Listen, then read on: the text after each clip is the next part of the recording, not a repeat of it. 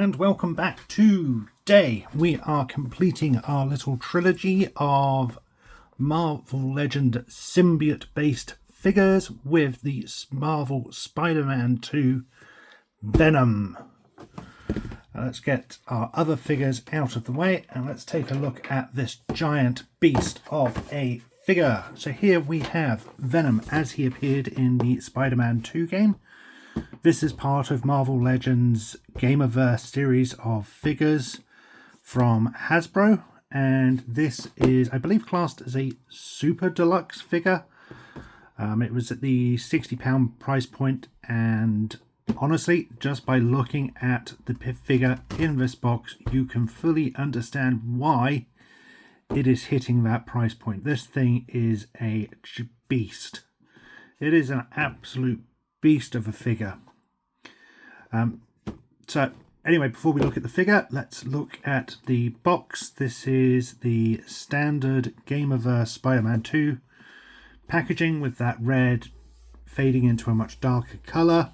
Spider-Man 2, Marvel Legends. Turning it on the side, we get a picture of Venom as he appeared in that game. On the back, we get a brief bio along with some artwork from the game with the two Spider-Men facing off against Venom. We get our legal, as we get our legal and barcode on the bottom. On the top, Marvel Gameverse, and on the side is that window box packaging, allowing us to get a shot sight of the figure from the side, and we get that picture of Venom again. Let's get this figure opened and take a look.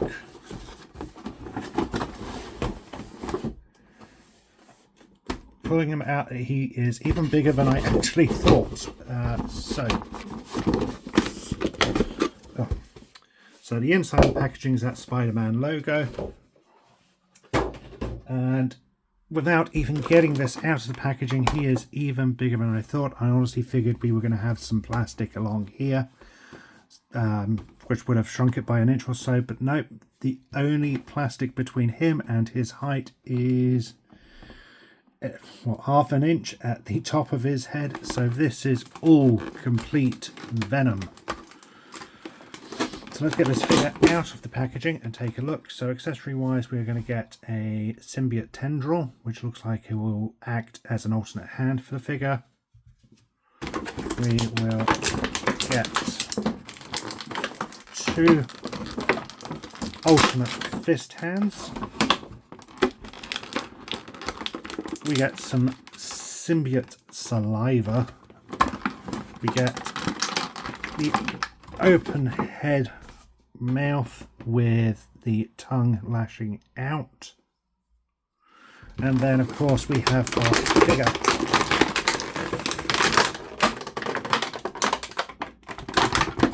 Oh. And there we have Venom out of the packaging. And he is honestly, yeah, the more I look at this, the more I'm just wow. So before we take any further look at him, let's see height-wise. So height-wise, he is about 10.5 inches. For comparison, our symbiote Spider-Man is literally half his size at...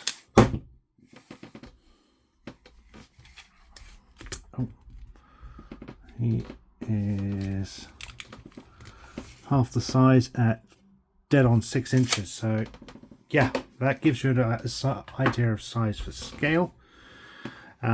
Also size wise, I figured I'd bring in the movie Carnage from Let There Be Carnage figure, and you can see I thought this figure was big. This figure is still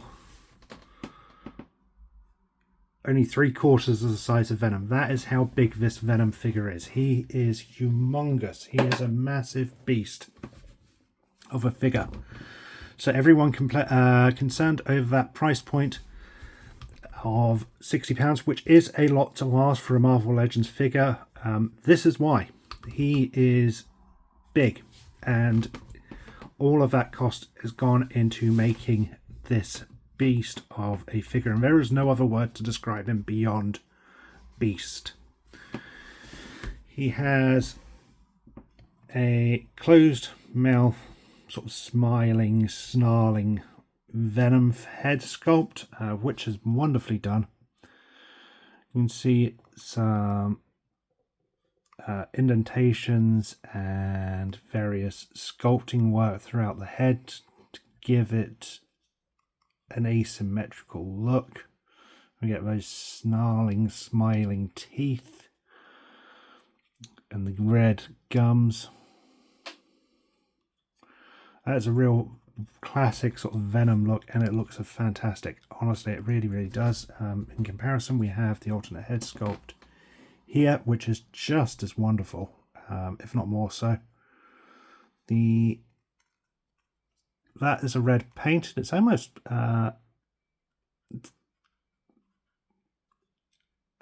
it almost has a metallic look to it. I don't think it does. I think that's just the lighting I'm in. This is a molded plastic, so it's a little pinker, a little more flesh toned, but it works wonderfully. You can get a real wide mouth here. As for the body, there is some really wonderful texture throughout between the veins popping, look of the ooze symbiote-like body, which is absolutely fantastic. This really does look like Venom as he appeared in that game. It's a nice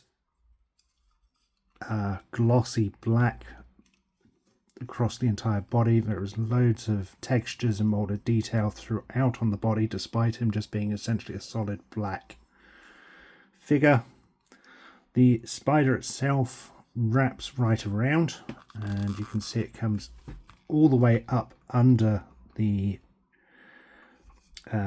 chest cut here, so if you bend and move them, you're not going to lose sight of that. You're not going to essentially have a break in that symbiote spider there. I love the jagged little looks,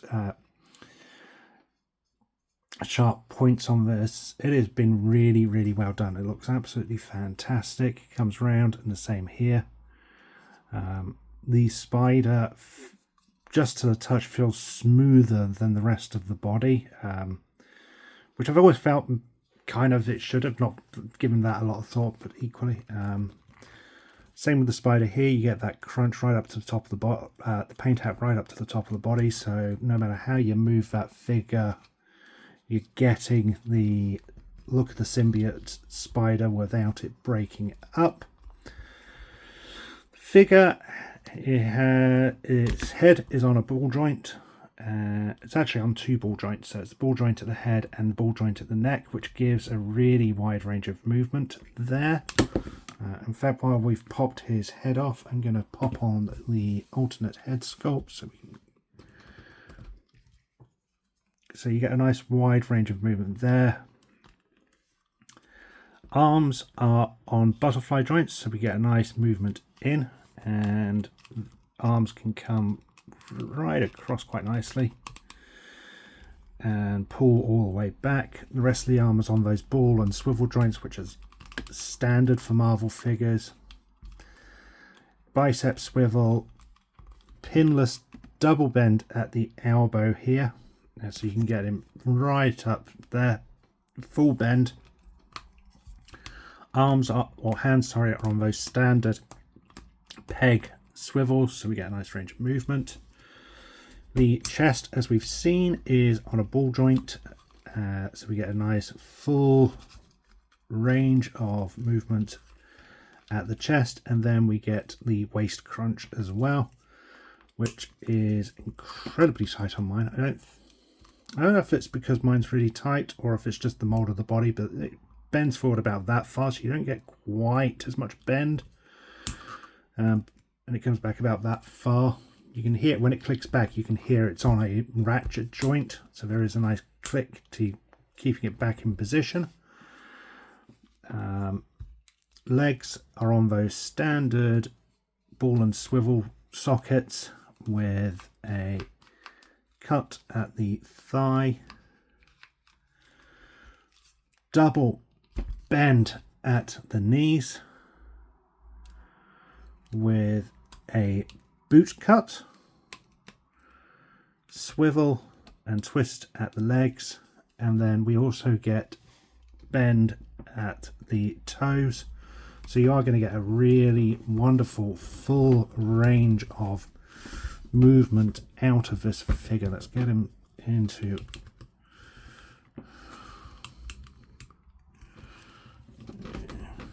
there we go. So you can see here we can get some really nice monstrous poses of him coming at our heroes or terrorizing the citizens of New York.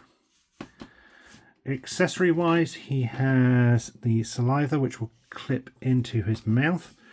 Almost looks like the alien mouth from Xenomorphs. Sorry, the Xenomorph mouth from Aliens. That just slides in. Oh, slides up the tongue and pushes back into his mouth like so. There, so the tongue's smashing through that saliva. Don't know if it will fit the other way. I don't know if it's intended just for the one way. Let's see. I think that, yes, it is. Oh, there we go. Let's see. No, it's only going to go the one way. So the jutting out part of the saliva is at the bottom. You just hook it over that tongue, slide it up, and then just maneuver it into place underneath those teeth and over the gums there.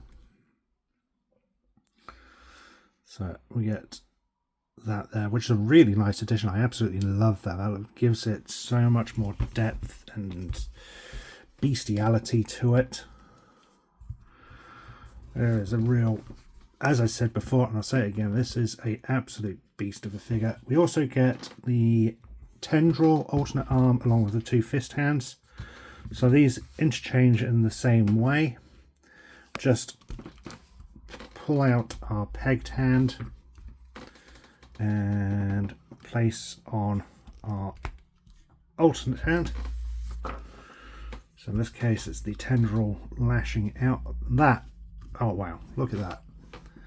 So it's wrist piece which comes over. It looks like it's blending into the forearm and then spreads out into multiple tendrils with various little tendrils coming off, and ultimately looks like a full oozy living organism type thing. Can it? You can even, let's see if we can. I think we can. So with some posing about, you can even get that tendril hooking onto a figure, and that was unintended, but yeah, you can have him thrashing about our heroes or whatever if you want. This figure is just, it's wow. It's a wow factor figure. It really, really is.